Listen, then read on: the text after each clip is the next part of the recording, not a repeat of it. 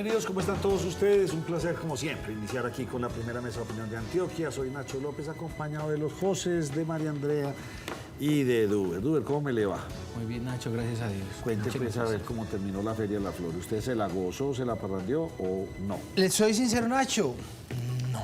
Casi no participé del evento, de eventos de feria, pero sí hay un balance muy positivo, Nacho, en cuanto a la seguridad, porque esta mañana pues se reunieron desde las diferentes secretarías y se entregó balance en cuanto a seguridad, derrama económica, actividades culturales. Seguramente María Andrea en un momento nos hablará del tema de la derrama económica. Yo por lo pronto le cuento, Nacho, que de acuerdo a lo que dice el general Javier Martín, comandante de la Policía Metropolitana, comparando las cifras de delitos de la Feria de las Flores del año 2022 con las de 2019, que fue la última feria que se realizó con aforo full, 100% presencial, porque recordemos que luego fue el tema de la pandemia, pues dice él que hay una reducción bastante importante en delitos como el homicidio, el hurto a persona, el hurto a establecimientos comerciales e incluso en cuanto a llamadas a la línea del 123. Pero mire, las cifras que nos entrega el comandante de la Policía Metropolitana de Medellín.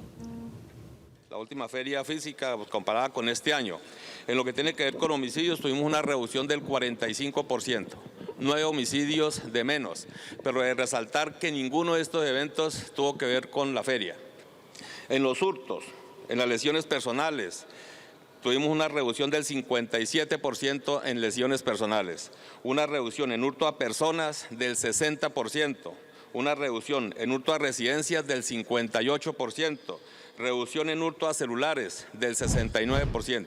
Pero bueno, Nacho, son cifras positivas, bastante positivas para la ciudad, pero en contraste también se presentaron algunos hechos muy sonados, algunos personajes reconocidos. Reniguita fue víctima de un atraco, también un reconocido artista mexicano que llegó a la ciudad hace aproximadamente 2 semanas, se hospedó allí en un hotel del barrio El Poblado y dice él que de la caja de seguridad, la caja fuerte que le entregan a uno cuando ingresa a un hotel, le sacaron $1.500, casi 6 millones alrededor de 6 millones de pesos. Dice pues que la administración del hotel no le prestó como mucha atención, impuso ya ante la fiscalía la denuncia respectiva y por supuesto hizo la denuncia en las redes sociales. Dice él que a raíz de esa denuncia que puso en redes, otros casos fueron apareciendo y le fueron llegando del mismo hotel, donde de acuerdo a él pues como que cometen los hurtos y pues no responden. Pero escuchemos la narración que él nos hace directamente, un fragmento corto de cómo dice él que se presentaron estos hechos. Curiosamente llegamos, se veían todas las cámaras excepto la que daba a nuestra habitación, que era justo enfrente. Pedimos pues más cámaras del día anterior y resulta que 2 días antes, hasta ese día en la noche, pues no había grabado ninguna cámara de todo el hotel, supuestamente. Mi compañero va y habla con el gerente.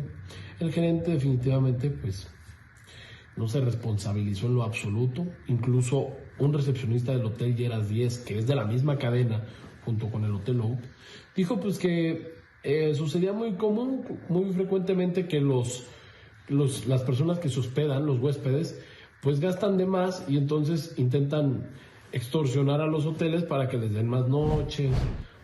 Mejor dicho, sin palabras, entonces uno ¿para qué tiene caja de seguridad en un hotel? ¿Para que se la roben? Sí, señor. Téngala encima mejor. Y las cámaras no estaban grabando para acabar de ajustar. Muy bien. Pero la excusa fue más tremenda, ¿no? Que es como un montaje de los que se hospedan Como para que les den sí, más la noches, justificación sí, claro. más bien de cuenta Sí, de las personas del hotel. María Andrea, entonces como que de nunca acabar este cuento del Parque Lleras y ya están pidiendo prórroga, ¿a razón de qué? Nacho, mire, los comerciantes del Parque Lleras están muy incómodos. Recordemos que en el primer semestre se anunció como una gran obra civil la transformación del Parque Lleras para privilegiar incluso la zona comercial, pero también a los peatones. Pero los comerciantes están bastante insatisfechos porque han venido denunciando que no ven que se estén avanzando en las obras. Primero era porque el cambio de redes de acueducto había demorado más de lo usual, pero ya lo que están diciendo, incluso el contratista, es que tendría que pedir 3 meses más de prórroga debido a situaciones situaciones del invierno y otras situaciones que están fuera de su alcance, pero los comerciantes están muy incómodos. Incluso hoy hubo una comisión accidental liderada por algunos concejales del Consejo de Medellín con el propósito de escuchar cuáles son las quejas, pero también de mediar, porque dirían que las obras estarían entonces entregando en diciembre, una época que es bastante álgida, y sabemos lo que se está transformando allí en el Parque Lleras o el ecosistema que está creando con el tema de la prostitución. Ya muchas personas no están yendo a estos lugares porque también los consideran inseguros, pero la concejal Claudia García dijo pues que se están poniendo al frente de la situación, y además mencionó que pues también están escuchando a los comerciantes y mediar también con la Secretaría de Infraestructura. Esto dijo la concejal. La obra tiene un retraso del 11.1%, eso significa entre 2 y 3 meses. Estamos muy preocupados, queremos con la comisión hacer ese seguimiento para que la obra avance adecuadamente, y además estamos desde la comisión articulando con los demás entes para hacer el trabajo que necesita. No necesitamos solamente infraestructura, que va a ser muy importante. Oiga, y sabe que, María Andrea, estuve mirando y realmente pues va a quedar bonito, pero va a quedar todo igual al resto de los parques. Aquí como que no hay creatividad, o sea, todo se volvió, cuando hicieron la remodelación de la 10, de la 70, todo es igualitico. Pero se han hecho por... Pero igual en colores. Los mismos colores, sí, o sea, todo es lo mismo, no tiene ninguna diferencia. Lo mismo que pasó en Guatapé con el famoso malecón. Cemento, y todo es igualitico, no hay como una creatividad interesante. Pero recordemos que hacía poco también le habían puesto como un tapete de colores a una de las vías del Parque Lleras, que por supuesto con estas obras pues ya quedó levantado, ya no existe. Cogen y pintan eso, sí, pero le llamaban un tapete. Pero no tiene como gracia. Y qué bueno, Nacho, hacerle como, no sé, y lo acaba usted de mencionar en el tema de Guatapé, como coger esos parques y también meterle zócalos. Es que eso hace parte de nuestra cultura. Pero entonces ahí que lo que hace falta es un tema de arquitectura, es un tema de creatividad, de una definición de una arquitectura donde están uniformando a Medellín. Entonces todo es igual. ¿Uniformidad? Sí, uniformidad. Todos los parques. Usted va a un parque, lo mismo que ir al otro, cualquiera. La misma cosa. Nacho, pero sabe, obvio, a usted le queda esa duda y lo preocupa eso. A mí lo que me preocupa es que yo me llevo la impresión de que las obras en Medellín todas son muy demoradas. María Andrea, ¿hace cuánto empezaron las obras en el Parque Lleras? Fueron en el primer semestre, pero creo que fue en el mes de abril. Bueno, llevan días. Marzo, abril, y mire, sí. hubo por ejemplo un daño en la regional después de la minorista, y eso todavía no lo han solucionado. Y de eso ya han pasado 10 días, 10, 12 días. Sí, o sea, como que las cosas que el tubo se van dilatando. Mandarlo a hacer, que nos... Pues habían hablado, no sé cómo esté hoy, pero ellos habían hablado que toda la semana anterior iba a estar cerrado, se lo habían anunciado. No sé, la verdad, cómo está, si ya lograron solucionarlo o no. No lo han podido solucionar, el incluso sábado PM. por la tarde y todavía estaba el daño. Incluso PM manifestó que hasta hoy estaba llegando incluso maquinaria para poder reparar esta falla que se presentó ya hace 10 días, este socavón. Y definitivamente los concejales del Centro Democrático le apuntan a que no salga a la venta de uno. Nacho, ellos le habían apuntado a darle un sí a este proyecto de acuerdo del alcalde, pero era un sí condicionado para que el dinero que se recaudara con la venta de UNE no fuera a un fondo de inversiones de EPM, sino que fuera directamente para las personas de estrato 1, 2 y 3 con 3 propósitos fundamentales, y lo recordamos: bajar la tarifa de los servicios públicos, reconectar el servicio de acueducto, pero también de gas y electricidad, y lo tercero era generar conexión también a Internet. Pues le elevaron esta petición al alcalde de Medellín, la bancada del Centro Democrático, y dijo el concejal Sebastián López que ante la negativa del alcalde de Medellín de comprometerse a que sería invertido para estas necesidades, pues entonces votaron esta mañana en comisión primera, que es quienes los concejales están estudiando la aprobación del proyecto, votaron que no. Hay que decir algo acá, y es que el concejal Carlos Ríos, que pertenece a esta comisión primera, esta comisión está conformada por 7 concejales, lo primero que hay que decir, pero el concejal Carlos Ríos tiene un hermano que trabaja en Tigo UNE, por lo tanto se declaró impedido.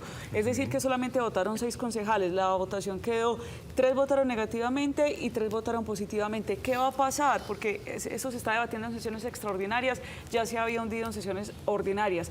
Pues nuevamente la alcaldía de Medellín va a apelar ante el presidente del consejo, el señor Lucas Cañas, para que el proyecto lo estudie otra comisión, una comisión permanente diferente a la comisión primera, porque por ahí no peleó el tema.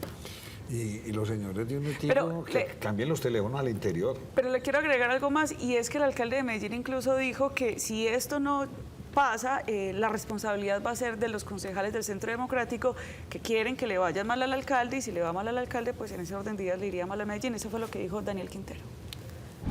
Si se pierden esos 2.8 billones de pesos, pues será responsabilidad del Centro Democrático, porque se los dijimos una y otra vez. Y ellos, por hacerme oposición a mí, le estaban haciendo la oposición a Medellín. Ahora cayeron en cuenta, ahora se dieron cuenta de verdad que es que se va a perder una plata y que si no se recupera, entonces pues son ellos los responsables de que esa plata se pierda. Y llama atención a Tigone con su call center. Qué cosa tan nefasta. Hoy me gasté casi una hora. ¿Para que le contestara? No, me contestaron. Sí, En la primera llamada, a los 23 minutos ya me iban a resolver el problema y ¡pam! Se les cae. Sí le pasa. Vuelva y llama. Hay que volver a hacer. Cuando ya iba otra vez en la segunda envionazo, porque a usted nunca le vuelve a Pero contestar la seguramente, misma. Nacho, usted se va a Vuelve y retirar de repita algún la servicio, ¿o historia. qué? Porque cuando uno se va a retirar de algún No, servicio, uno dice simplemente y me empiezan a ofrecieron, ponerle a me uno- dijeron, este paquete suyo vale tanto. Y me están cobrando el doble. Uno se queda sin entender por qué no hay, o al menos por aquí, usen el WhatsApp o algo así. Pero sí, definitivamente, a usted para venderle lo atienden de una Sí. impecable. Y si se cae la llamada, se la Pero devuelven. para una reclamación, nefasto el Nacho, asunto. pero tristemente ese es un problema de casi todas las No, de compañías. todos. Y no solo de telecomunicaciones, de todos. Mentira, O sea, sí, ahí sí, ahí el vamos a call center salvar. de todos. Sí, debería haber un control más sobre todo los que tienen call center. Y Alguien que muchos de regule estos eso, call centers, claro. como ya lo sacaron de lugares estratégicos, Sí. ya todos estos muchachos, bendecidos ellos que pueden trabajar desde la casa, tienen su computador, su cosita aquí. Pero sí, definitivamente, digamos que la crítica no vaya por ahí, fue porque me pasó ahora, pero vaya a cualquier parte, eso es un enredo. Muy, pero muy complejo. Tremendo. Bueno, Coordinadora apoya a los empresarios en Colombia. Con el patrocinio de Coordinadora, que apoya los grandes negocios en Colombia, presenta Negocios Net. Muy bien, don José. Entonces la economía colombiana no para de crecer, aunque ya el nuevo ministro dijo, ojo con eso, que esto no es tan real. sí, Nacho, ya la economía colombiana crece y la muestra clara la entregó hoy la directora o la persona que está encargada en el DANE en reemplazo de Juan Daniel Oviedo, quien manifestó que el crecimiento del trimestre fue del 12.6%. Ese crecimiento uno pensaría que lo tienen pocos países en el mundo, habrá que buscarlo si se cuentan en los dedos de la mano. En el semestre el crecimiento fue del 10.6%. ¿Cuáles son las actividades que más jalan el crecimiento? Las actividades financieras y de seguros, en un 14%, comercio al por mayor y al menor, reparación de vehículos, almacenamiento, alojamiento en un 23% y la industria de las manufacturas en un 20.3%, Nacho. Estas dos últimas actividades le aportan a ese crecimiento casi el 7%. Son cifras favorables, positivas, y obviamente tocará esperar en este segundo semestre del año qué pasa con el tercer y el cuarto trimestre. ¿Y de dónde está saliendo la plata? ¿Y de dónde está saliendo para este crecimiento? Sí. El dinamismo de la economía, Nacho, yo pienso que en alguna medida es obviamente hasta jalonado desde los días sin IVA. Eso dinamiza el comercio. Porque hoy leí bastante sobre el tema y dicen que está muy jalonado por créditos. Mucha gente pidiendo créditos. Lo segundo, hay una acción de todos los bancos de este país fuertísima en tarjetas de crédito. Hay demasiada tarjeta de crédito ahora funcionando, la gente se está endeudando. Vamos a ver hasta cuándo puede aguantar eso. Y obviamente pues ya viene lo que usted dice, pues los días sin IVA jalan, platas de rentas ilegales bastante circulando, o sea, hay de todo, pero realmente mucha tarjeta de crédito. ¿Usted cuántas veces al día lo llaman? Eso lo llaman a uno seguido, ofrecerle la No, sopa. Nacho, a mí ya no me ofrecen tarjetas de Bueno, crédito. a dudas sí. Estaré tan en robo en el sistema financiero que no me llaman. Oiga, ¿el dólar que siguió bien bajada? Que era la noticia de hoy, que se estaba desplomando o se logró dólar, equilibrar. sí, Nacho, el dólar continúa su tendencia a la baja, vea. Hoy, pero ¿sabe? Una era la tendencia del dólar sobre el inicio de la jornada, otra al cierre, abrió a 4.169, cerró a 4.255, se movió ahí en una franja de casi 100 pesos. Entre el máximo y el mínimo fue entre 4.155 y 4.256. Hay un poco más de 100 pesos y se promedió a 4.218. Sí, el dólar continúa con su tendencia bajista, afortunadamente. ¿Por qué están tan albodera? Pues sí, porque hay tanta polémica con Fedegan. A mí me quedan con mis dudas. Empezamos a mandar vacas en pie. Sí. Para el Oriente Medio, ¿y eso qué pasa? Que la carne aquí se incrementa, porque sale más negocio venderla en dólares. Entonces eso pues va a ser como complejo. Tengo mis dudas ahí de cuánto se podría, cuánto excedentes, pero cuando usted empieza a exportar ganado en pie, Sí, Nacho, se acaba en Colombia. Pero miren, Nacho, ¿qué dice Fedegan? Que el ganado en pie que se está exportando a estos mercados de Oriente Medio que usted menciona, no llegan al 1% del hato del país. O sea, es una cifra que no es representativa. En realidad son el 0.8% del hato. Dicen que el hato de ganado en el país es de 30 millones de cabezas. Sí.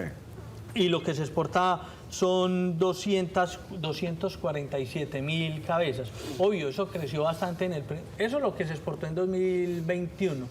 Creció bastante en el primer semestre de este año, pero dicen que la cifra no es tan significativa y que obviamente esa decisión, un proyecto de ley del Partido Verde que busca parar o bloquear ese tipo de exportaciones, va a afectar a muchos ganaderos y sobre todo a mucho pequeño ganadero.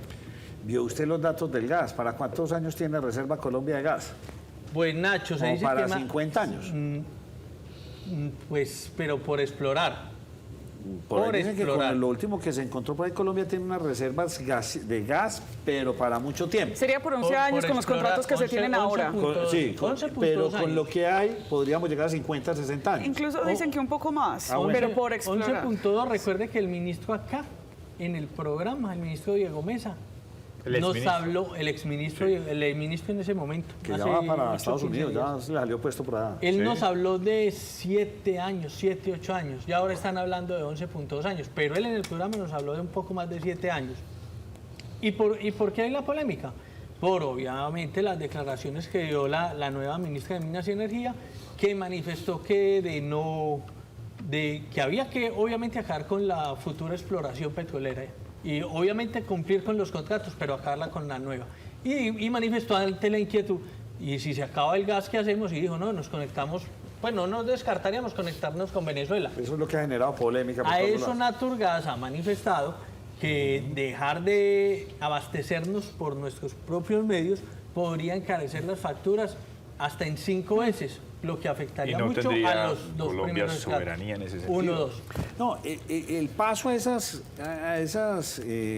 energías limpias es bueno. No, es muy bueno, pero Nacho, hay que esperar a que la tecnología a nivel mundial evolucione. La transición es buena, eso no es innegable. Eso ¿quién no quisiera eso? Claro ese que es el sí. deber ser. Y es el camino, esa es la ruta. Pero esperar a que el mundo se vaya desarrollando más y salgan nuevas tecnologías, porque en este momento no tenemos una tecnología para reemplazar eso.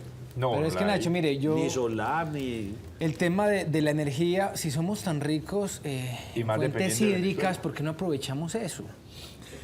O sea... Pero eso es lo que hicimos con Hidroituano. Pero explotarlo más, o sea... Hay que seguir avanzando como en ese tema de manera que vayamos reemplazando otros tipos de Eso fue lo que energías. hicimos, pero parecería que al nuevo gobierno no le interesan ese tipo de proyectos hidroeléctricos de gran tamaño. De gran tamaño no le interesan al actual gobierno, sí. No le eso interesa. Sí es cierto, porque hay varias represas en el país. Y lo más simpático de todo lo que le preguntamos aquí al ministro, ¿y por qué no baja la cuenta de la luz? Y nadie nos explica. Mientras más tenemos esa fortaleza, somos ricos en eso y eso no baja. Complica y sigue Nacho, el tema, y a propósito, sigue la lluvia, o sea, va a estar siempre, pero bueno, ahorita hablamos. Pero sabe, ahí lo que valdría sería, y lo manifestaba el ministro, y en el nuevo gobierno lo debe hacer, es mirar a ver cómo reconfiguran o cómo se cambia la configuración de la tarifa. Porque es en la configuración de la tarifa donde se vienen esa cantidad de sobrecargas que nos llevan a que constantemente esté subiendo. ¿Vio el mapa de Colombia con lo que está planteando el nuevo gobierno? ¿En qué aspecto? Los territorios para el coltan, para el titanio, bueno, para esos nuevos metales. Para el coltan, que es el de los... No lo vi. Lo invito a que lo vea. Antioquia tiene un potencial impresionante, aparecen casi todos los minerales. Litio, por ejemplo, esa fue una que vi. Litio, cobre, de todos estos minerales de los que está hablando el nuevo gobierno. Y Antioquia tiene un papel predominante, aparece en todos esos mapas. Hoy lo publicó. Recuerde, Nacho, que nuestra economía se potencializó gracias a la minería. O sea, Antioquia era minera. Entonces va a seguir lloviendo, ahora que se quiere más represas. Va a seguir lloviendo. y por eso se lo digo, porque es que mire, el director del área metropolitana, Juan David Palacio, Esta mañana estuvimos conversando con él por todo el tema de las lluvias que se han venido presentando con tanta intensidad y que el fin de semana pues dejó también varias emergencias en el Valle de Aburrá. Nos dice, de acuerdo a lo que dice el CIATA, serán otros 3 meses de lluvias muy intensas. Dice él que el tema del desbordamiento de ríos lo seguiremos viendo con frecuencia y que nos tendremos que acostumbrar a los derrumbes, porque viene agua y mucha. ¿Cómo se acostumbra uno a los derrumbes? Cantar que estamos en un fenómeno de la niña. Ahí Nos sí. lo han dicho, porque esto es... Miren lo que nos dice Nacho, el director del área metropolitana. Vienen 3 meses que serán muy complejos, 3 meses que van asociados al fenómeno de la niña, pero también al cambio climático. 3 meses de intensas lluvias que van a generar mayores presiones en el territorio metropolitano, advirtiendo además que será muy normal que veamos deslizamientos, desbordamiento de quebradas y socavación, como hemos evidenciado en otras oportunidades. Desde el área metropolitana estamos trabajando con todas las entidades de gestión de riesgos y también advirtiendo a la comunidad de tener conciencia por el cuidado del medio ambiente y tomar las medidas necesarias para evitar la generación de riesgos en cada uno de sus territorios. Y récord en entrega de computadores en nuestra ciudad. Récord, Nacho, algo nunca antes visto por la cantidad, el volumen. Hoy, pues 25.000 estudiantes de los grados 8º, 9º y 10º de diferentes instituciones educativas públicas de la ciudad de Medellín, pues recibieron esta misma cantidad de computadores. Les se dieron cita allí en el estadio Atanasio Girardot. Desde muy tempranas horas de la mañana llegaron estas personas, estos jóvenes, ingresaron al estadio y allí pues se inició la entrega de estos 25.000 computadores. El escenario es muy bonito, Nacho, porque mire usted las imágenes, estos jóvenes saliendo con sus computadores, además que todo quedó muy bien decorado con la misma escenografía que se utilizó ayer para el cierre, la culminación de lo que fue Feria de Flores. Tenían ellos las silletas de fondo, el ambiente, lástima pues por el agua, la lluvia, pero bueno, a las primeras horas llovió, luego les hizo un día bonito. Igual son 80.000 millones de pesos, Nacho, en los que se adquirieron 70.000 equipos y se continúa por la entrega de estos equipos. Dice la secretaria de Educación que quedan en 8º y seguirán entregando de ahí para abajo, porque recordemos que la entrega de los equipos se inició primero con los del grado 11, algunos de 10º, luego 9º, 8º y seguirán bajando. Hizo el agosto esta empresa. Claro. 80.000 computadores. Eso vale una... 80.000 computadores, 80.000 pesos. 70.000 equipos, 80.000 millones de pesos ahí. 70.000 equipos, eso hicieron el agosto. Yo no sé cuál será la marca, pero hicieron el agosto. Ve, sí. ¿Qué marca será? ¿Cuál es la marca? No sé, Nacho, espere, pero permítame yo. No sé. Bueno, doña María Andrea, ¿qué pasa con el gobernador de Antioquia y una mina? Nacho, es que desde el viernes pasado ocurre que varios mineros del municipio de Buritica dieron a conocer que estarían encerrados en algunos socavones donde ellos extraen oro de manera artesanal. Pero ¿qué es lo que están mencionando estos mineros? Y es que están siendo llenados de lodo por parte de la multinacional Sijin, que tiene un título minero legal en este sector. Pues sucede, Nacho, que incluso mencionaron algunos familiares que habrían mineros que están allí atrapados, que no han podido salir, que algunos han perdido la vida, y por eso las autoridades de Buritica y también el gobernador de Antioquia, en cabeza con la ministra de Minas, pues se reunieron, encabezaron una comisión este fin de semana, ayer precisamente, para poder verificar estas condiciones. También se reunió la senadora Isabel Zuleta y el Secretario de Seguridad Humana, Luis Fernando Suárez. La intención es primero, dijo el gobernador, verificar que no se pierda ninguna vida y también decirle a las personas del municipio de Buritica que levanten las vías de hecho, porque lo que está sucediendo, Nacho, es que desde ayer en horas de la tarde pues están bloqueando las vías de acceso e ingreso a este municipio. Han quemado banderas, están deteniendo los vehículos, no dejan salir ni entrar carros con alimentos. Es decir, se volvió un caos esto allí en el municipio de Buritica, y el gobernador de Antioquia pues les dijo a las personas que tenían que dejar el tránsito, permitir el tránsito, porque ellos iban a ir a verificar hasta estas minas qué era lo que estaba sucediendo.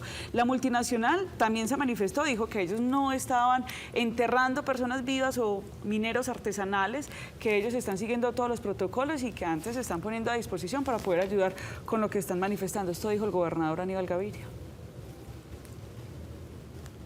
Buscar allí la claridad sobre las personas que se ha denunciado que pueden estar atrapadas en las minas. Se levante las vías de hecho que están impidiendo la normal circulación, no solo por la vía Aurabá, sino por la vía a la misma cabecera municipal de Buriticá. A mí me da un susto mirar a José Luis Alarcón. ¿Por qué, Nacho? ¿Usted sabe por qué? Así de peligroso me veo, Nacho. Peligroso. ¿Usted sabe por qué? Nos meten a apuros. Ay, Tremendo. Yo lo dejo. Cuente lo que usted quiera y me asusto. No, Nacho, ahí ya hay que hacer reflexión porque definitivamente eso es estar ponchado, eso es jugar con tarjeta roja y eso no se puede. Pero usted está de acuerdo con eso. Nacho, es que a mí me pone contra la espada y la pared. Esa es la mafia del fútbol. La mafia del fútbol. ¿Cómo? Sí, claro. Que usted no pueda mostrar un gol aquí, que los televidentes no puedan ver, porque hay un montón de derechos en un deporte que es público y que a usted le lo bloqueen en sus redes sociales por hacer eso. Maluco. O sea, es un asunto que uno dice, si se entiende o no se entiende. Y más cuando uno es un medio de comunicación, porque es que sí, es no, un medio de lo otro comunicación. es, el partido ya pasó. No lo estamos transmitiendo en directo. Y usted vaya y muestra un gol de que pasó este domingo, páquete, a usted lo sancionan y le apagan sus canales. Y uno dice, ¿hasta dónde está llegando este poder tan grande que ni siquiera usted puede mostrar esas cosas ya como un resumen, que usted lo está apoyando a los deportistas, está apoyando el fútbol, y usted no puede hacer eso? Nacho, lo que usted dice es cierto, pero ahorita lo hablaba o no lo manifestaba José, que el bloqueo se lo dan a usted en las redes sociales, no lo bloquean por decir algo en los canales, en su canal de televisión. O sea, el poder lo tienen es para las redes sociales. Sí, pero José, el mundo está ahí. Ya ese es el mundo que nos tocó. O sea, en ese escenario le tocaría a uno emitirlo por televisión, pero no por redes sociales, pero no mostrarlo en redes sociales. En todo caso, Nacho. Pero hable lo que tenga que hablar, porque me muero del susto con usted en esto. La agremiación mundial de ciclistas, mostramos algo y ¡pam! También. No, pero no, la agremiación no. Espere, la UCI, la Unión Ciclística Internacional. Pero entonces hacemos el puente directo, hacemos el contacto directo, Nacho, y hablamos con Nairo Quintana. Nos manda la entrevista de forma directa el señor Nairo Quintana y su cuerpo de comunicaciones con dos buenas noticias. La primera, que va a correr la Vuelta a España, confirmado por el Arkea Samsi, el capo de escuadra, el líder de escuadra, va a estar justamente en la Vuelta a España, que va a empezar para ese próximo fin de semana. Y lo otro que tenemos de profundidad es el contrato de Nairo Quintana, que ya firmó con el Arkea hasta el año 2025, es decir, va a tener un lapso de 2 años para seguir explotando sus condiciones en el Arkea, buscar por qué no una Vuelta a España, un Giro de Italia, o si se le presenta la posibilidad de aspirar a un Tour de Francia. Cualquier cosa puede pasar, pero escuchemos a Nairo Quintana hablando de su renovación y de la Vuelta a España. El día de hoy damos una buena noticia. Renuevo nuevamente con Arkea por los 3 próximos años. Estoy muy contento de estar aquí en el equipo. Vamos a hacer World Tour, así tenemos 3 próximos años en la máxima categoría para poder disfrutar de las carreras del máximo nivel. Seguimos reforzando el equipo, vienen fichajes nuevos para seguir ayudando. Y lo que viene... Siga usted es el hombre estrella. Ya pasamos el primer susto. Bueno, ahora vamos a hablar de Egan Bernal, que también pasó su susto. No juega fútbol. Después de no juega fútbol, ciclista, campeón del Tour de Francia, el Giro de Italia. Corrió en la primera etapa del Tour de Dinamarca, con su equipo se mostró en plenitud de condiciones. Egan Bernal está contento por lo que viene haciendo paso a paso, la recuperación ha sido un éxito. No va a estar en la Vuelta a España, es lo que conocemos de fondo, pero sí hay una buena noticia. Ya está compitiendo a nivel profesional. Hoy en la primera etapa llegó en la casilla 109, tranquilo todo el mundo, pues llegaron en los escuadrones y en todo el lote, pero hoy hubo un accidente justamente en la primera etapa. No se cayó Egan Bernal, pero eso ayudó a que se retrasara el pelotón donde venía Egan Bernal como tal. Las buenas noticias es que Egan Bernal ya va a empezar a ser parte del calendario competitivo de la UCI en lo que falta por rematar en este año, y seguramente tendrá la proyección de competir en el Giro de Italia y en la Vuelta a España de la próxima temporada. Bueno, ya metido el dedo, metida la mano. Hábleme del Nacional. De Nacional. Y muestre todos los goles. Muestre todos los goles de Nacional. Listo. El primer gol que metió Nacional, 3,5 millones de euros. Con la venta de Juan David Cabal, se va para el Hellas Verona. Ojo, 80% para el equipo italiano, 20% le queda a Atlético Nacional. El jugador partió hoy en horas de la tarde y deja ese gran espacio, ese gran hueco en la parte de atrás, porque era el titular inamovible justamente en la zona de zagueros centrales. Otro punto para enfatizar, hoy, como lo ven en práctica, Sebastián Gómez y Gerson Candelo hicieron trabajo de campo sin ningún inconveniente. Su regreso estaba previsto para la fecha 10 ante el Deportivo Independiente Medellín, pero pero podrían ser dados de alta para la previa frente al Junior de Barranquilla por Copa Colombia el próximo jueves. Lo que sí conocemos de fondo es que el equipo se prepara para lo que será esa remontada, que va perdiendo este partido 3-0. Lo dijo Jefferson Duque. ¿Cómo jugarle al Junior? Vamos a escuchar. Sí, creo que ya nos hemos enfrentado varias veces con ellos y sabemos a qué nos podemos atener, qué nos pueden hacer acá, cómo nos pueden hacer daño, pero más que eso es nosotros trabajarlo acá en nuestros entrenamientos y llevarlo a cabo el día del partido, siempre estando bien concentrados. La efectividad va a ser fundamental para revertir ese marcador. No va a ser fácil, como lo dije ahorita, el apoyo de la hinchada va a ser fundamental para eso. ¿Qué más le dijeron del área metropolitana? Porque hicieron alguna inauguración ahora en Itagüí. Sí, Nacho, hay un tema bien importante porque allí el municipio de Itagüí pues recibió el día de hoy un nuevo centro cultural. En total, Nacho, mire, fue una inversión muy importante. La alcaldía puso 27.000 millones de pesos, el área metropolitana puso casi 8.000 millones de pesos. Esto, Nacho, pues ahí está, ustedes están viendo allí con un total de 5.740 metros cuadrados en área. Hay un museo, una escuela de formación, espacios para el encuentro cultural y hay también, Nacho, allí un teatro que ustedes lo ven para 320 personas, una inversión que se hace bien importante. Y en el primer piso de este lugar, Nacho, pues dice el alcalde que va a haber un lugar dedicado exclusivamente para recibir a los turistas. Es como lo que se hace, es el primer centro de turismo. Lo que se hace acá en Medellín con el Turibús se llevará a cabo allá en Itagüí y harán como un recorrido por todo el municipio para quienes deseen conocer esa parte histórica del municipio. Eso es lo que dice el alcalde. Este espacio, que es ese gran teatro con una capacidad de 320 personas para diferentes actividades culturales, una plazoleta también para exhibir todas las muestras de todos esos artistas itagüiseños, 7 pisos de formación cultural. Itagüí será la quinta casa de la cultura para seguir fortaleciendo totalmente gratis a nuestra comunidad itagüiseña. Y en el primer piso tendremos un museo que lo estamos entregando el próximo año de la mano del Museo de Antioquia y un centro interactivo, es decir, allí es el punto de información turística, porque desde hoy lanzamos en Itagüí el tema turístico de la mano de Solobús. Tendremos rutas para mostrar a nuestros artistas itagüiseños. Duber, y sigo con usted ya como para terminar con todas sus noticias.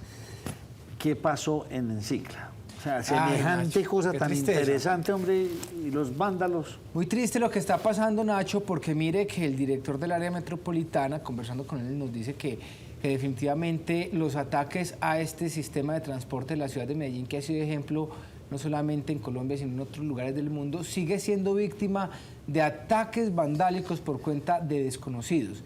Lo que está pasando, Nacho, es que están cogiendo incluso las pantallas donde usted coloca su tarjeta cívica y las están quebrando. Si uno dijera, bueno, fue un accidente, alguien que pasó, un carro que pasó y una piedra la golpeó, pero dice el director que, por ejemplo, en el caso de la estación de Encicla de allí de Carlos R. Restrepo, en lo que va corrido este año la han reparado en 3 oportunidades. Y que son más de 400 millones de pesos los que pues el área se ha gastado reparando estos computadores y reparando las bicicletas, que tampoco se libran ni se salvan de los vándalos, porque se las están llevando y las están devolviendo sin llanta o sin sillín o sin una cantidad pues de elementos. Esto nos dice el director. Lo que podría señalar son cerca de 400 millones de pesos que requiere el restablecimiento de las bicicletas que se han hurtado, reparación de las mismas, al igual que las estaciones. Esta es una situación constante. Por ejemplo, en Carlos R. Restrepo, que muchos medios han cuestionado esta situación, una estación que sale de circulación. En un mismo año, en esta estación, se han dañado en 3 oportunidades las pantallas. Cada vez que se pierde una bicicleta, el ciudadano que debía regresarla debe instaurar una denuncia. En ello constantemente nosotros estamos haciendo cotejo y también afectando las pólizas para que sean entregadas las bicicletas o las bicicletas no propiamente de recurso, y haciendo las intervenciones desde el área metropolitana a través del equipo jurídico. Vamos a estar instaurando más denuncias para que efectivamente se judicialicen y se busquen los responsables de esta actuación que no se compadece con los mismos ciudadanos. Nacho, mire, y lo que dice el director es que incluso está por pensar que son hechos vandálicos que se están realizando para perjudicarlo directamente a él, porque dice que antes de que él llegara allí como director del área no se presentaban con tanta frecuencia este tipo de actos, entonces que está por pensar que son hechos que se están presentando para dañar su imagen, para opacar su gestión. María Andrea, vámonos para Hidroituango. Entonces, la cuenta sigue, los días siguen pasando, ya estamos retrasados en el cambio de contratista. Y de hoy en 2 meses se debe encender la primera turbina. Hoy es 15 de agosto y el 15 de octubre va a ser el encendido. El viernes pasado EPM dijo que la fecha que tenían para la recepción de ofertas y poder continuar con las obras civiles para que se enciendan la turbina 3, 4, 5 y 6, pues ya no va a ser el 17 de agosto, sino que lo van a aplazar. Pero entonces el alcalde de Medellín, como presidente de la Junta Directiva de EPM, explicó que esta situación se debe a lo difícil que está el mercado de seguros, porque muchas empresas interesadas le han manifestado a EPM que quisieran tomar estas obras del proyecto, pero no han encontrado todavía un asegurador. Y esto también debido pues a que este ya es un proyecto que siniestrado. Esto lo explicó el alcalde en horas de la mañana. La licitación que está en curso se refiere a la segunda etapa de Hidroituango, otras 4 turbinas que entrarán a funcionar en 2024, un proyecto que fue siniestrado, pues obviamente es más difícil conseguir los seguros. Estamos trabajando con ellos, con la diversidad de proveedores que pueden ofrecer los servicios, de modo que no sea por tiempo que no se puedan presentar. Y 2 para el cierre. La primera, bueno, por fin van a tapar huecos. Por fin van a tapar huecos, Nacho, en esta vía que había sido llamada una vía huérfana, que queda en la avenida regional, en la jurisdicción exactamente del municipio de Sabaneta. Esta mañana se dio el anuncio y van a empezar obras hoy a tapar estos, ya empezaron en horas de la mañana. Esto tardará unos 4 meses si el clima ayuda, Nacho, porque sí, si la cosa se sigue así, pues esto se puede extender. Serán en total 3.2 kilómetros. ¿Quiénes van a ayudar acá para intervenir? Pues el área metropolitana del Valle de Aburrá con Dinero, la Gobernación de Antioquia, el Instituto Nacional de Vías y también el IDEA, pues aportaron para adoptar esta vía. Lo que pasa es que era llamada una vía huérfana porque no estaba en el inventario de ningún municipio y tampoco de ningún concesionario vial. Eso fue lo que explicó Santiago Bedoya, que es el alcalde del municipio de Sabaneta. Montoya. El Santi Montoya. Vamos a arrancar de norte a sur, para que en la medida en que se vaya haciendo la intervención, la movilidad sobre esos tramos que se van interviniendo vaya liberando los flujos y no tengamos que cargar todo el corredor de la vía pues con los huecos que existen y además con la intervención. Calculamos unos 4 meses de intervención, de 3 a 4 meses, dependiendo cómo el clima nos ayude. Y para terminar este bloque informativo y traer a nuestros invitados del día de hoy, Armando Benedetti y Humberto de la Calle, porque sí, estos Nacho, dos nombres aparecen aquí en el noticia, los libreto. dos primeros, si quiere, le hablamos del señor Humberto de la Calle, noticia porque tuvo que salir hoy. Va a estar aquí en el programa, supuestamente la semana entrante. Pues sí, bueno, se tiene agendado para el 25, si no me equivoco, de la semana entrante. Si no tiene más problemas de salud. Pero cuente qué pasó. Tuvo que salir en silla de ruedas hoy, Nacho, de la plenaria del Senado, tuvo un mareo, se desmayó y fue sacado de la plenaria en silla de ruedas. El hombre se fue al piso y después lo valoraron médicamente en las afueras del Congreso y fue llevado a un centro asistencial en una ambulancia. Se sabe que Humberto de la Calle es un hombre de 76 años, mírelo, ahí no se sabe con claridad qué fue lo que le sucedió, por qué el mareo y el desmayo. Obviamente hay preocupación por el estado de salud del congresista del Partido Oxígeno Verde, que ya no pertenece, según la señora Ingrid Betancourt, pero obviamente uno de los más veteranos y quizás de los más respetados del actual Congreso. Desafortunadamente salió. Y el otro, el señor Armando Benedetti, Nacho, porque lo están investigando, todo por el tema de los contratos de FONADE, si no me equivoco, que se llama la entidad. Y el señor de FONADE, Fondo de Proyectos para el Desarrollo. Él y 5 personas más están siendo investigadas. Usted sabe que el señor Benedetti fue nombrado por el presidente Petro nuevo embajador en Venezuela y en medio de ese cargo pues tendrá que responder por unas indagatorias ante la Corte Suprema de Justicia. Una breve pausa y ya volvemos con nuestros invitados. Vamos a hablar de federalismo.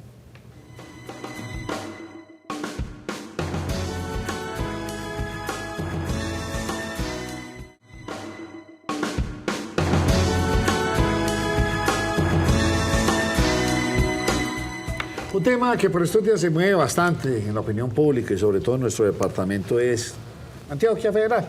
Esto viene desde hace muchos años, recuerdo desde niño, calcomanías en los carros y se ha venido hablando. Lo que sí es cierto es que muchos países funcionan bajo esta modalidad, o provincias, o federales, estados federales. España también es un país de países, y esto es una modalidad que funciona, pues, digamos, en muchas partes del mundo. En Colombia, pues vuelve y renace por estos días, dado el cambio de gobierno, entonces algunos se alborotan, muy apasionados, y quisimos tener a nuestros invitados de hoy para entender un poco más esto qué es. ¿Esto de qué le serviría al país o de qué le sirve a la región? ¿Esto sería bueno para todo el país? ¿O ¿Y solamente? en qué consiste? ¿Y en qué consiste? Don Albeiro Pulgarín, constitucionalista, ¿cómo me le va? Muy buenas noches. A disfrutar con ustedes aquí de esta tertulia pública. Robinson, ¿usted qué? ¿Cómo va? Don Robinson Giraldo, promotor de Colombia Federal. Colombia Federal, no Antioquia Federal, sino Colombia Federal. Sí, Nacho, muy buenas noches para la teleaudiencia y creo que es un asunto de hondo calado. Sí, señor. Don Andrés Mesa, diputado, ¿usted cómo está? Muy bien, Nacho. Qué bueno tener diputados por aquí, hombre. Qué bueno, siempre nos dejan ver la cara, como sí. Escasos. Somos escasos, pero nos llaman también, ¿cierto? Mal buscados. Por aquí Mal siempre a buscados. la orden, muy contento de hablar de un tema tan interesante, pues de esa Antioquia Federal, Colombia Federal. Ahorita vienen hablando también de Antioquia autonómica. O sea, son unos conceptos bien interesantes que sé que son de todo el interés de la opinión pública antioqueña. Regiones autonómicas, como es en España. Sí, señor. El País Vasco, Andalucía, Castilla y León. Cataluña. Don Albeiro, la Constitución de Colombia tiene concebido ese modelo del federalismo. ¿Qué es el federalismo en su concepto? Una de las novedades de la Carta del 91 es haber consagrado la autonomía de sus entidades territoriales como principio fundamental desde el artículo 1. Hablar de autonomía de entidad territorial va más allá del federalismo, porque la Carta cambia un concepto arcaico de la derogada. A usted en la derogada le hablaban cómo está el orden territorial en Colombia. Usted decía nación, departamento, intendencia, comisaría y municipio, y pare ahí. Y había otra muy fea, territorio nacional. Hoy ya hablamos de nación, región, departamento, provincia, municipio. Municipio, entidad territorial rural, entidad territorial urbana. Entidad territorial urbana, cada barrio. Entidad territorial rural, cada vereda. Esa posición, esa proclama constitucional, infortunadamente no se ha cumplido en Colombia. Ah, muy bien. Entonces, pero sí existe en nuestra Carta Constitucional, no estamos hablando de nada raro. Más allá del federalismo. Muy bien. Doctor, ¿cuál es la ventaja de ser un país federal en su concepto? El federalismo se estructura en una capacidad de autogestión. Digamos que los orígenes del federalismo, los más exitosos y conocidos son la organización territorial o de poder más bien que existe en el Reino Unido, Inglaterra, Irlanda, Gales, Inglaterra, configuran una organización federal.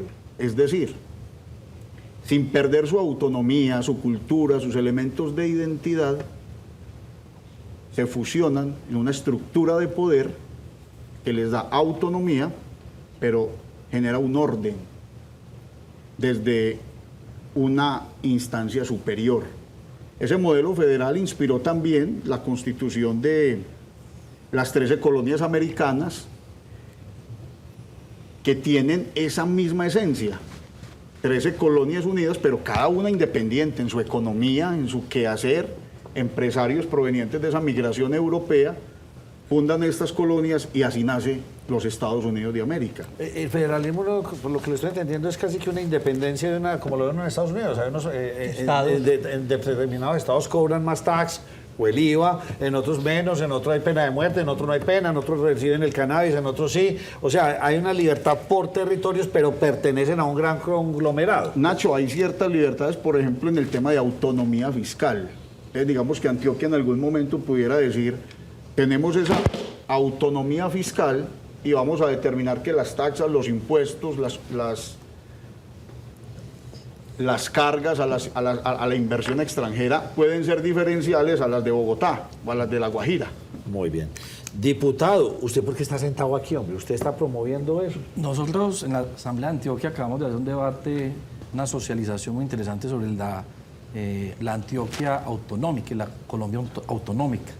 En ese sentido también la Asamblea definió conformar una comisión accidental para debatir este tema. ¿Y esto por qué? Porque hoy sentimos que la ciudadanía, no solo antioqueña, sino de todas las regiones del país, está preocupada por la asignación, por ejemplo, de recursos a nivel territorial. Y voy a poner un ejemplo que también acabamos de debatir en la Asamblea Departamental de Antioquia. Ustedes saben que han escuchado el escándalo de Locat Paz, donde se habla de que se robaron 500.000 millones de pesos presuntamente.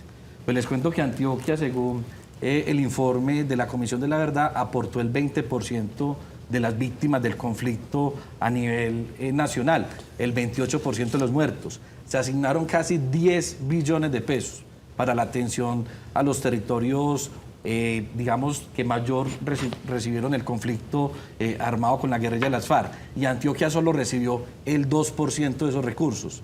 Es decir, estamos viviendo un bogocentrismo. O sea, todas las decisiones fiscales importantes a nivel nacional se toman desde Bogotá.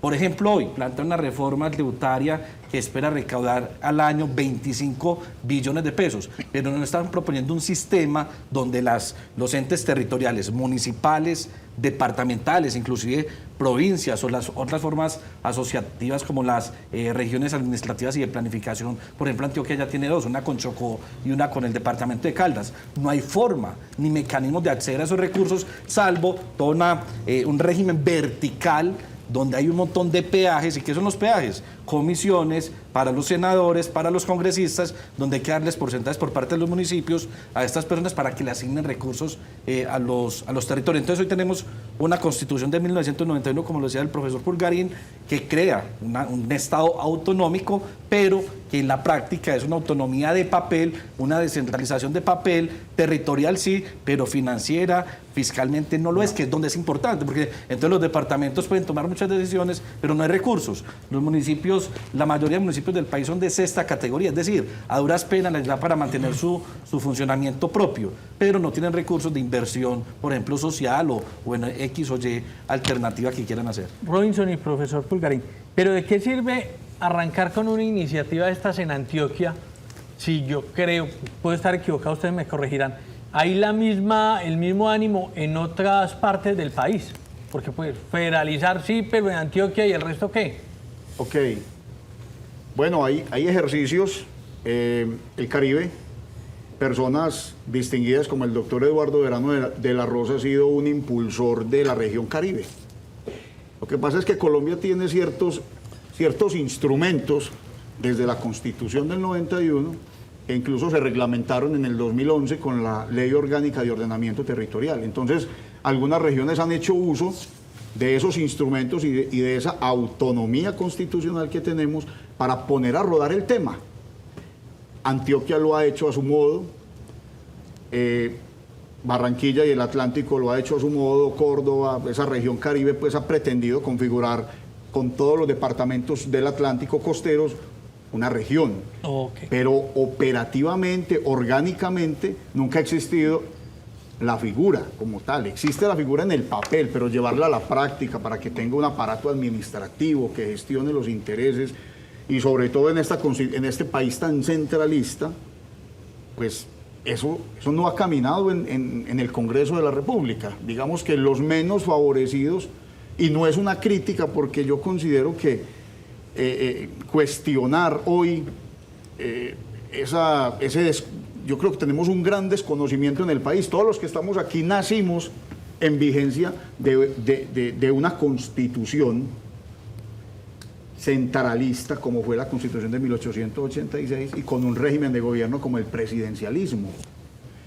esas dos instituciones se conservan aún en la Constitución del 91, que fue más progresista, con mayores derechos, pero que orgánicamente todavía tiene esas limitaciones.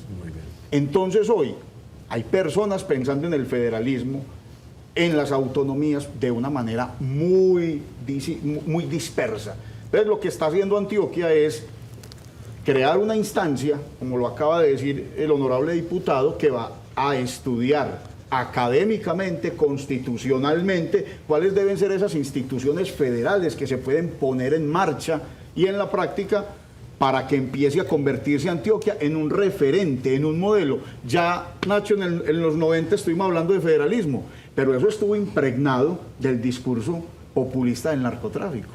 Independicémonos de Colombia, que tenemos con qué. Ese no es el fin. El fin no es tener una república independiente, sino tener mayor autonomía en un régimen constitucional que lo arrope y que nos permita avanzar. Doctor Pulgarín. En la constituyente hubo temas álgidos de discusión que no pudieron ponerse de acuerdo en las comisiones y hubo que llevarlos a plenaria. Uno de ellos fue el ordenamiento territorial y el otro la propiedad privada.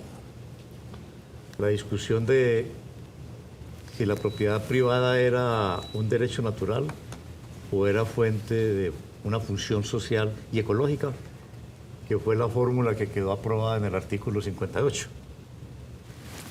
a instancia del doctor Misael Pastrana Borrero, que insistió mucho en que a la propiedad privada se le diera esa connotación. Se garantiza la propiedad privada, pero es función social y ecológica. Ese concepto de propiedad privada tiene que ver con ordenamiento territorial. La otra discusión muy álgida fue el ordenamiento territorial.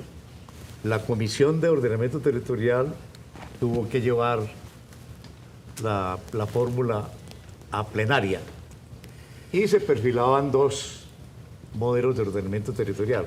Los modelos de ordenamiento territorial son tres: centralismo, federalismo y región. Colombia ha oscilado entre centralismo y federalismo. La primera constitución de 1811 fue centralista. Provocó la oposición de los federalistas. Y para noviembre de 1811, la segunda constitución en esos meses, federalista. Entonces ya tenemos para 1810 las siguientes divisiones: monarquistas y republicanos, y centralistas y federalistas.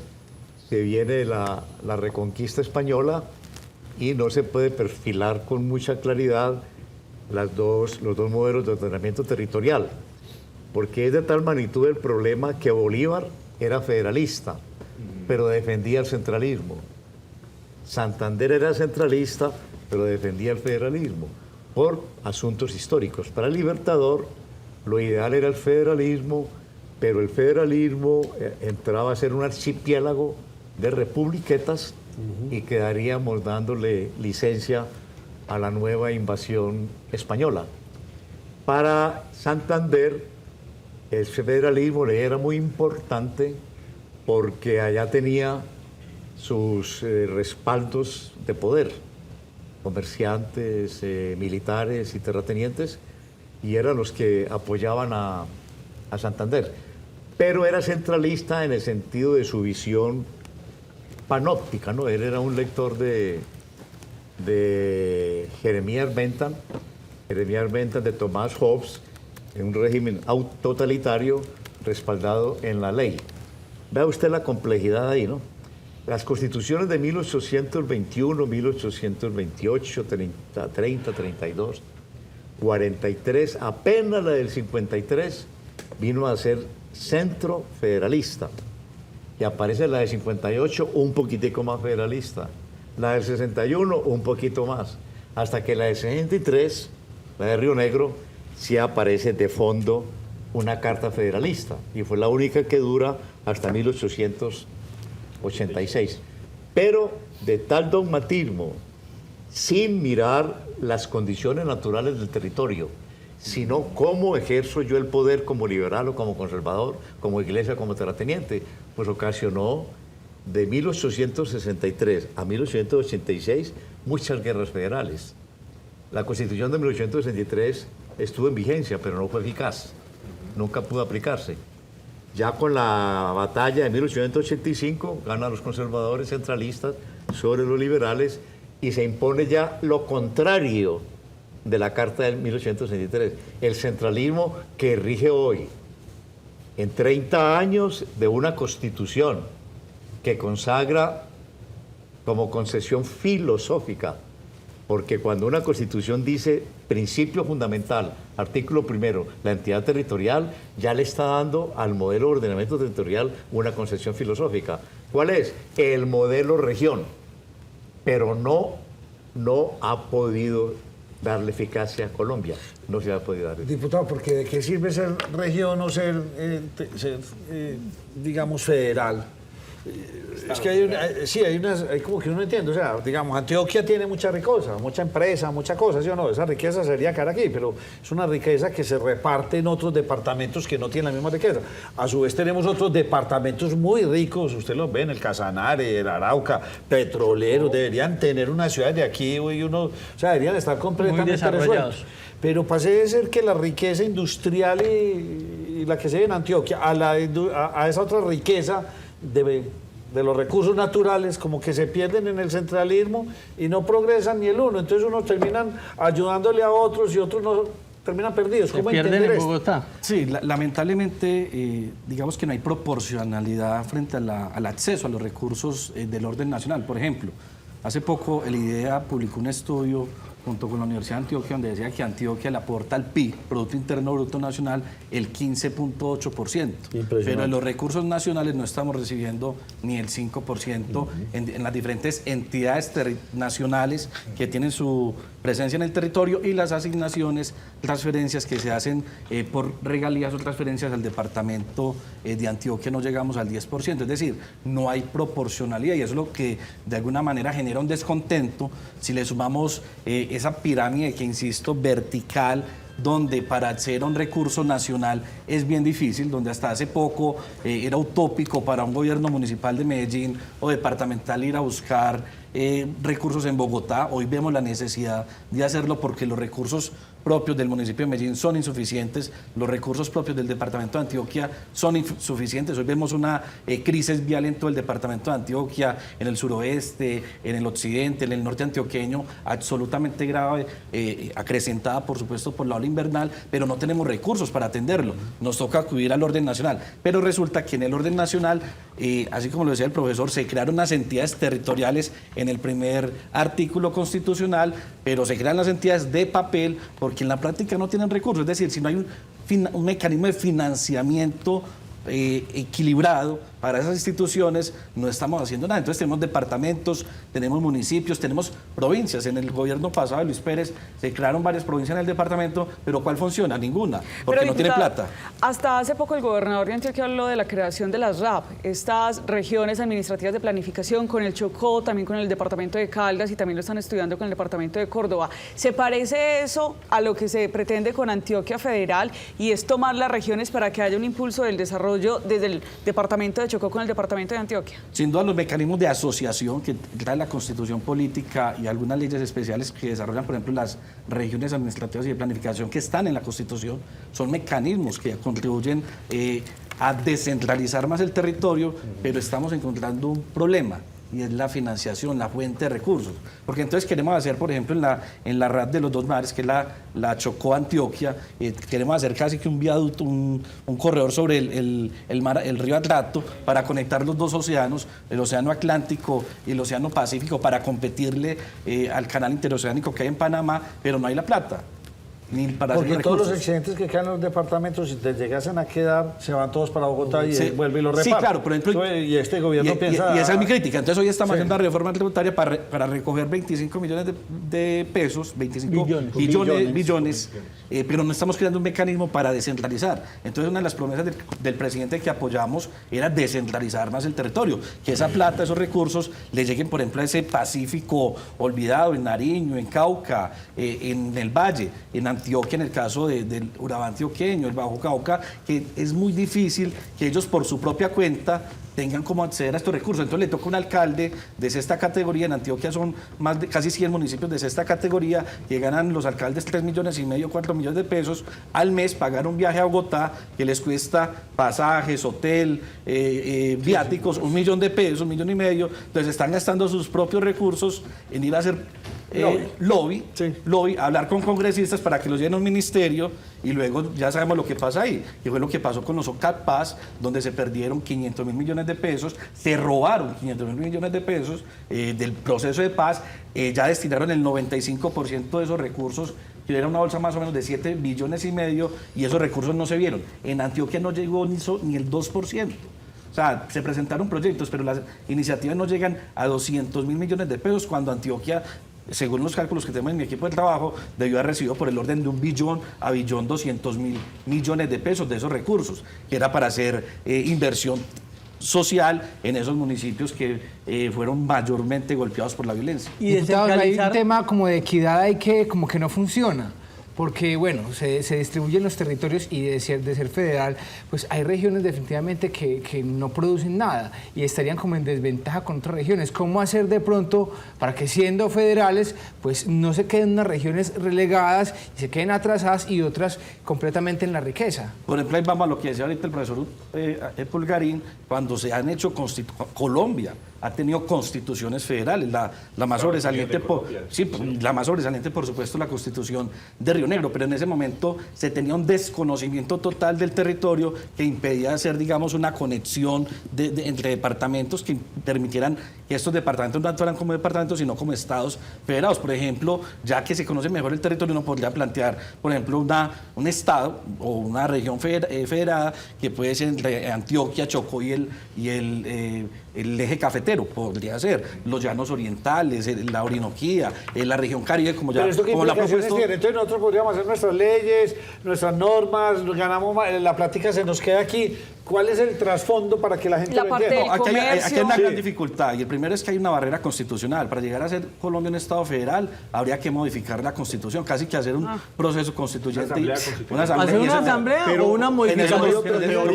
En eso nos podría ayudar el profesor Pulgarín. Entonces, al crearse y hacerse esa constituyente, se crearían los estados federados. Ahora, lo que propone el compañero Robinson es crear instituciones federales al interior de los territorios.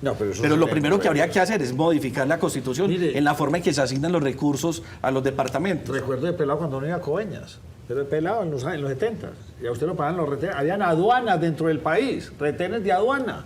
Usted lo cogía una guardiatiendo para la cosa y lo quitaban porque era un contrabando para el otro departamento. Constitucionalmente sí se puede hacer, hay que reformarla, hay que hacer una nueva constitución, o eso qué pasa ahí. El propósito de un ordenamiento territorial federal es el respeto de las autonomías territoriales. Y cuando se habla de autonomía territorial hay que hablar del habitante. El título tercero de la Carta dice habitante territorio. Entonces hay que reparar que no podemos hablar de entidad territorial en abstracto. Hablamos de autonomía de entidad territorial en concreto. Esa autonomía a la entidad territorial la da el habitante. ¿Cuál habitante? El habitante cualificado. ¿Cualificado cómo? Como hombre autónomo y soberano. Un primer aspecto. El segundo aspecto es que esa nueva visión territorial debe tener un punto de comienzo, y deben de ser los recursos hídricos del territorio. El recurso hídrico es el que debe determinar el ordenamiento territorial. No lo ha habido en Colombia. Un indígena bayú fue invitado a una conferencia de ordenamiento territorial a Bogotá. Y cuando empezó a hablar, dijo, vengo de Riohacha y observé todo el territorio y lo vi muy ordenado. Y oyéndolos hablar a ustedes son los que están desordenados. El territorio está ahí, ordenado. Ahí está su recurso hídrico, sus bosques, sus desiertos, si los hay, su agricultura, ahí está. Esperando que tenga una racional utilización de esos recursos. En Colombia no ha primado ese criterio de que el suelo y el subsuelo tienen bondades de la naturaleza. Simplemente son recursos de enriquecimiento ilícito, ¿no? Ya vemos la situación del extractivismo en Colombia, lo que está ocasionando, las erosiones que están ocasionando. Ahí se expidió la ordenanza 54 del 2019 para una ordenanza para que todo municipio expida acuerdos para la restauración de áreas degradadas. Es decir, la minería tiene degradado a todo el departamento porque su utilización viola la igualdad. Eso está afectando la vida digna, ¿no? El buen vivir. Y a la vez está infringiendo el artículo primero, autonomía de sus entidades territoriales, y si usted lo relaciona con el artículo 311, le está diciendo, el municipio es la entidad básica de la división político-administrativa. ¿Qué municipio se ha dado esa importancia? Entonces, la reunión, la fortaleza de un municipio con otro le permite conformar la provincia. La fortaleza ecológica de un departamento con otro le permite conformar la región. Entonces, si ahí vamos ahora a proponer lo federal debe estar vinculado al respeto al territorio, a las condiciones del territorio, pero partiendo de la defensa de lo hídrico, ¿no? El rey Fernando VI, mire que planteaba que la división territorial de Colombia se partiera del río Magdalena. A partir del río Magdalena entraríamos a la división territorial de esta parte que ellos llamaban Colombia, porque era la Gran Colombia en el fondo. De manera que esto implica un proceso de culturización.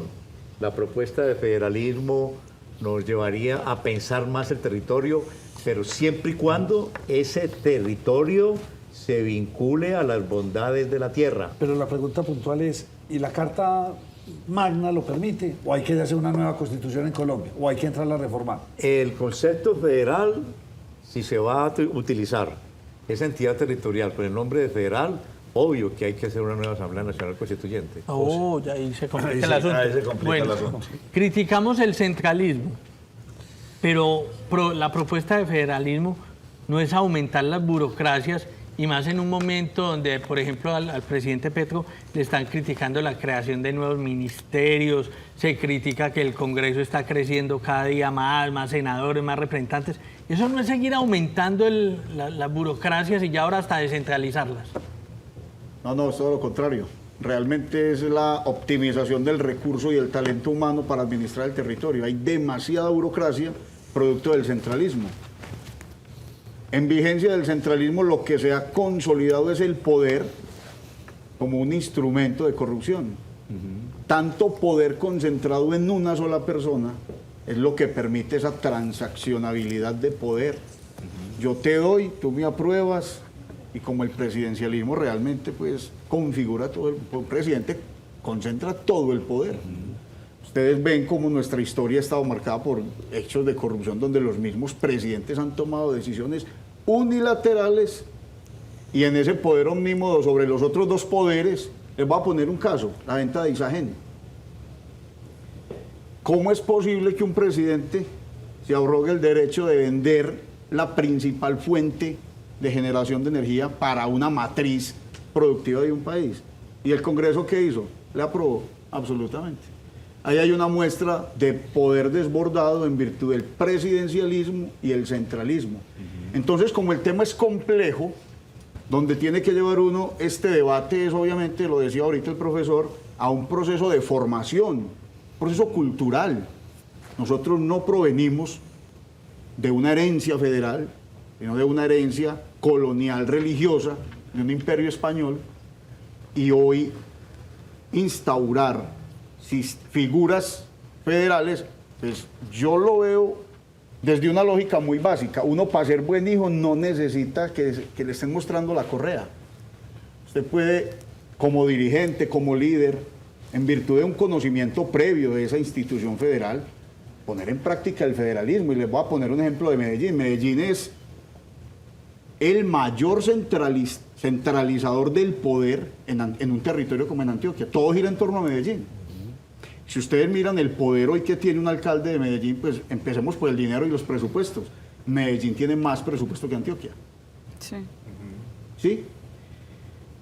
Y Antioquia se ha negado, pues hace más de 20 años viene, digamos que una corriente de pensamiento de Visión Antioquia siglo XXI, los grandes pensadores, Guillermo Gaviria Correa, Gilberto Echeverry Mejía, diciendo, hombre, este modelo se agotó. Y cuando él decía este modelo se agotó, eso en paisa o en antioqueño es, hombre, no crezcamos más en Medellín y desarrollemos las regiones de Antioquia. Entonces pensemos como Sonsón, Puerto Berrío, Caucasia, Vegachí, Apartado del Urabá, La Pintada, se convierten en zonas urbanas configuradas con toda la infraestructura de servicios para quitarle presión a Medellín, y que desde allá también se pueda generar economía, inversiones y se genere una lógica federal, porque el federalismo es atacar el centralismo. Entonces, para resumir, cuando uno le diga a las personas, ¿para qué es el federalismo? Hombre, para reducir el poder del centralismo. Ese es como un resumen. Pero, don Robinson, yo le hago una pregunta. A ver, el modelo más tangible que nosotros tenemos de federalismo puede ser Estados Unidos. Sin embargo, allá hay una figura presidencial y se dice que es uno de los hombres más poderosos del mundo. Es decir, en ese modelo también tendríamos un presidente bajo el cual circule el poder independientemente si cada región tiene la posibilidad de ser autónomo en sus recursos. Esto es una combinación de factores. En esa combinación de factores está el federalismo como administración territorial, sí, pero también está la forma de gobierno. Y aquí nosotros lo que queremos es que en Colombia empiece a hacer carrera el parlamentarismo, que se soporta en una fortaleza de partidos, modelo europeo, y así funcionan. En esa combinación funciona Alemania, funciona Suiza, funciona también Canadá, que es pues, herencia de toda esa mancomunidad de naciones de Inglaterra. Y si bien el sistema estadounidense configura el presidencialismo como forma de gobierno en un sistema de administración federal, pues digamos que Estados Unidos tiene una mayor riqueza que no la tenemos nosotros. Es un sistema, es un poder judicial muy fuerte, muy respetado, y que eso sí ha generado un balance, un equilibrio que aquí en Colombia y en Latinoamérica no existe. Entonces, si revisamos los modelos y la configuración orgánica de las constituciones latinoamericanas, la mayoría son centralistas, presidencialistas, y esa combinación es la que nosotros vemos perversa. ¿Hacia dónde queremos avanzar? Federalismo parlamentario. Entonces, ¿cómo sería la fórmula? Colombia, una república federal parlamentaria. Pero eso ahí no sale. Eso hay que hacer constituyente, eso no se da en no estamos preparados para eso, sí. Una constituyente no es la idea de un individuo, ni de un partido, ni de un movimiento. Una constituyente es una necesidad histórica. Una constituyente es el órgano superior del Estado. Una definición de un jurista como Hans Kelsen, ¿no? Pero en estos países el concepto de constituyente lo tienen un poco degradado, más que todo países colonizados como los de América Latina, en donde no entienden que ese órgano superior del Estado tiene que ser convocado por la comunidad. En Colombia nunca se ha convocado por la comunidad a una Asamblea Nacional Constituyente. Sino por los políticos. Nunca. Siempre ha sido las élites. ¿Y por? Las élites son las que definen cómo, cuándo y para qué.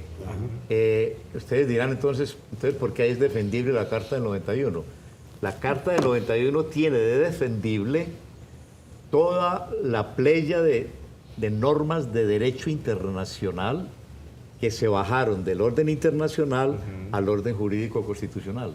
Los constituyentes, para aprobar la parte filosófica de la Constitución, no hubo ningún problema. Simplemente decir, artículo primero, es un Estado social de derecho organizado en forma de república democrática, participativa, con autonomía de entidades territoriales, para trabajo, solidaridad, primacía del bienestar general y dignidad humana. Eso no tiene discusión porque eso ya estaba en el derecho internacional desde la Carta de la ONU. Y son más de 12 normas de derecho internacional que no tenemos tiempo de nombrarla, pero esa es la parte fuerte de la Carta. Supongamos que movilicemos un movimiento por la estructura de poder en Colombia. Es que no es la estructura de Estado. Es que en Colombia no ha habido Estado en estricto rigor. Ha habido régimen político de facto. Lo que hoy el presidencialismo, hasta el anterior presidente, ejerció todavía el 121 y estaba derogado.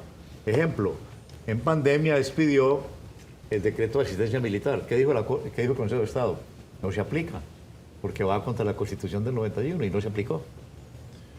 Porque todavía tiene en la mentalidad el centralismo bogotano, el centralismo asfixiante que origina un presidencialismo estricto, un presidencialismo rígido, distinto al de Francia, que es un presidencialismo de más horizontalidad.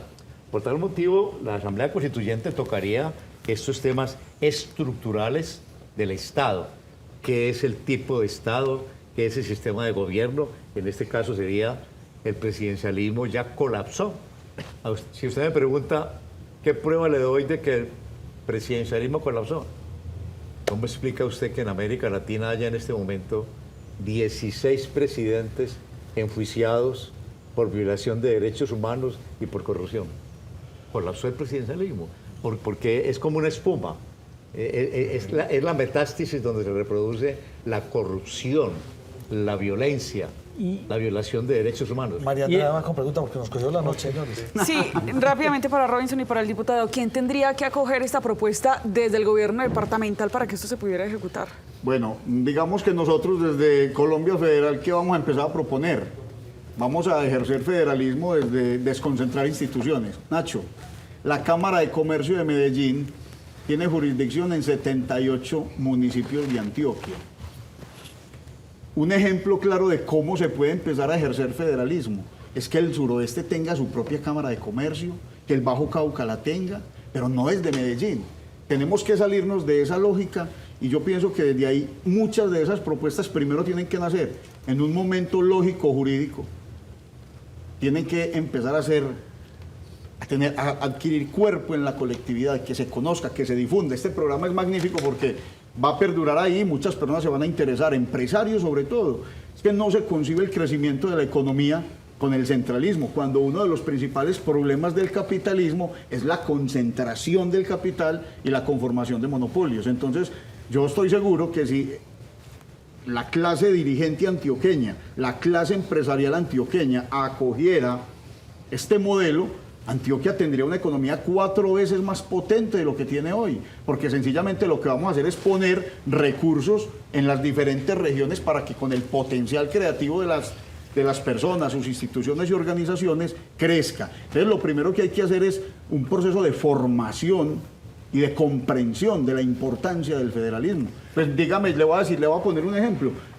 ¿Cuántas potencias mundiales son federales? Y la única potencia mundial que es presidencialista es Estados Unidos, pero hay muchos. Diputado, su concepto. Yo creo que Colombia tiene un grave problema de centralismo. El presidencialismo, como ya lo han notado mis compañeros, es sinónimo de mayor corrupción, ¿cierto? Y lo que hemos venido mencionando sobre el acceso a los recursos también genera una mayor corrupción en la forma en que se accede a esos recursos nacionales.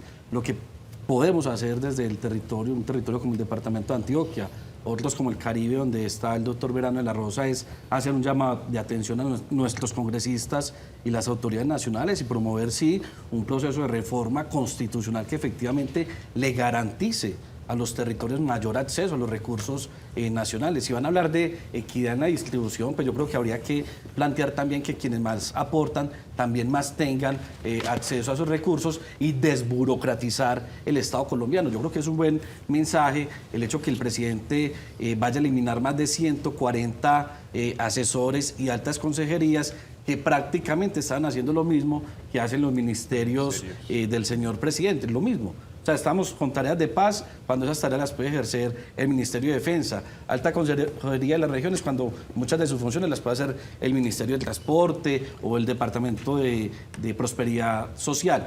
Y eso está totalmente divagando en todo el entorno nacional. Si las concentramos, sí, pero también las llevamos a los territorios con autonomía presupuestal. Pero hoy para tomar una decisión, por ejemplo, de una entidad territorial en Antioquia, se necesita el visto bueno de planeación nacional y de las autoridades nacionales y casi que de los ministros para tomar cualquier decisión sobre una vía hasta de segundo nivel en el departamento de Antioquia, o un hospital o una escuela. Miren lo que acabó de pasar con los colegios públicos que por corrupción no se pudieron construir en la ciudad de Medellín. 15 colegios públicos que se iban a hacer mediante alianzas público-privadas. Ahí salió que el mismo que va a construir, o que quiere construir también la 80, es el mismo involucrado en el que no cumplió a nivel nacional con 200 megacolegios, donde varios de esos colegios son del departamento de Antioquia y de la ciudad de Medellín. ¿Por qué? El centralismo bogotano, lo que yo llamo el bogocentrismo, eso hay que acabarlo y volvernos un país, un estado más territorial. En resumen, nos ha copiado a la costa o nosotros le hemos copiado a la costa. Ya empieza esto a volverse un asunto ya más de país, de que ciertas regiones del país, el Valle del Cauca, los llanos, empiecen a entender este cuento de federalismo, pero a nivel nacional, con el fin de pronto de agotar este centralismo que ustedes tienen razón, ¿no? Aquí sí lo nota, el país es 100% centralista. Doctor Albeiro Pulgares, gracias por su tiempo. A ustedes. Don Andrés, muchas gracias. No, usted, mi amable. Y don Robinson, usted siga trabajando, le va a tocar irse a vender ya publicidad por todo el país. Usted sabe que soy muy bueno para eso. Sí. Usted me conoció vendiendo trenzas hace 26 años. Se le nota. Este hombre tiene la carreta. Muchas gracias a los tres. Sí, y el debate queda abierto en nuestro país. No es que sea Antioquia federal ni que Antioquia se va a independizar, no, es una Colombia federal, que de pronto es un modelo, como lo dicen, el actual está agotado. Ese presidencialismo está agotado. Habrá que empezar a explorar por otros lados. Queda la inquietud. Usted le invito a hacer una pausa, ya volvemos.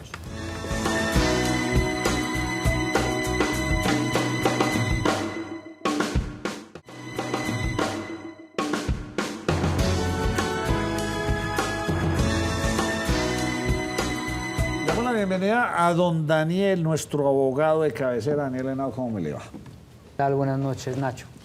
Le llamó la atención el invitado. Efectivamente, tiene un buen dominio del derecho constitucional. Esos que estudiosos, pero, esos que se saben todos los libros y en dónde lo mirar. Pero usted es un estudioso de pensiones, ¿sí o no? Eso intentamos cada día, fortalecer el dominio de la materia. Claro que sí. ¿Y hoy usted qué tema me va a traer a la mesa? Bueno, hoy vamos a hablar del proceso de calificación de invalidez. Básicamente, ¿cuál es la importancia antes de definirlo? La calificación de invalidez en nuestro país es importante para 4 temas. El primero de ellos, para optar o aspirar a una pensión por invalidez. El segundo, para optar a una pensión especial de vejez anticipada. Tercero, para una pensión especial de padre o madre de hijo en situación de discapacidad.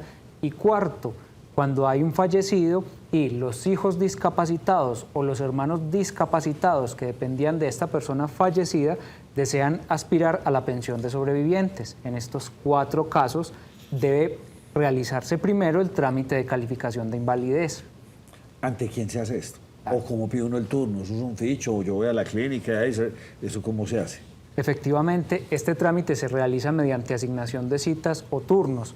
¿Ante qué entidad se efectúa la solicitud o ante qué entidad radico yo mis documentos, que consisten básicamente en mi historia clínica completa? Ante mi ARL, si mi enfermedad o mi accidente provienen de un origen profesional o relacionado con mi labor, o ante el fondo de pensiones, si mi enfermedad, mi accidente o mi invalidez no provienen de una causa que tenga directa relación con mi trabajo o con mi ocupación laboral. Acudo ante esta entidad, como ya lo advertí, la ARL o el Fondo de Pensiones, radicamos la historia clínica completa y esta entidad nos radicará una cita para que un grupo de médicos nos valore y nos entregue un dictamen de invalidez. Supondría uno que hay unas que son muy notorias y muy visibles, sí, pérdida de algún miembro, ceguera, etc. No sé, esas me imagino que salen muy rápidamente. ¿Hay otras que sí requieren de una evaluación o todas tienen el mismo grado de complejidad para que salgan? Bueno, ¿qué sucede? Por más catastrófica o grave que sea la enfermedad, a mí no me van a declarar la invalidez si no agoto primero este trámite ante la ARL o ante mi fondo de pensiones, sean el Fondo Público Colpensiones o el régimen de ahorro individual con los fondos privados, incluso los regímenes exceptuados como el magisterio, la fuerza pública. ¿Cuánto es el porcentaje de esa invalidez que debe cumplir ese requisito? Porque me imagino que el médico da su valoración y dentro de esa valoración está el porcentaje para que pueda alcanzar esa pensión.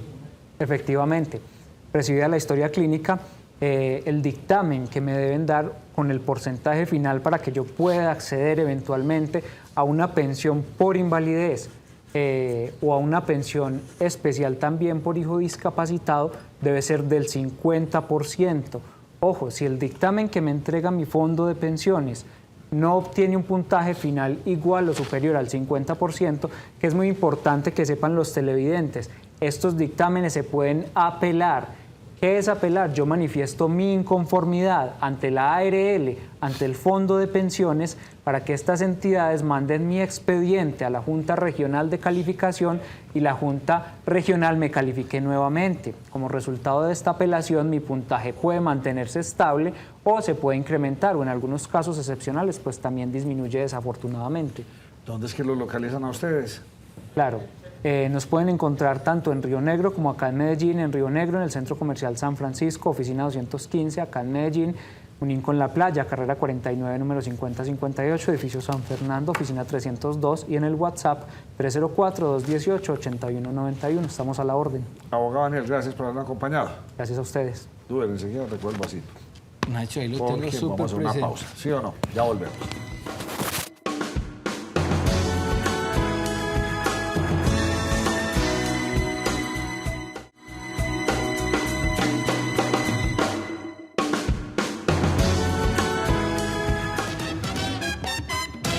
La oferta gastronómica de nuestro centro comercial, sin lugar a dudas, es muy amplia y tan amplia que incluso hay lugares donde podemos venir, mercar y sentirnos a gusto, no solamente con todo lo que encontramos, sino con nuestra salud.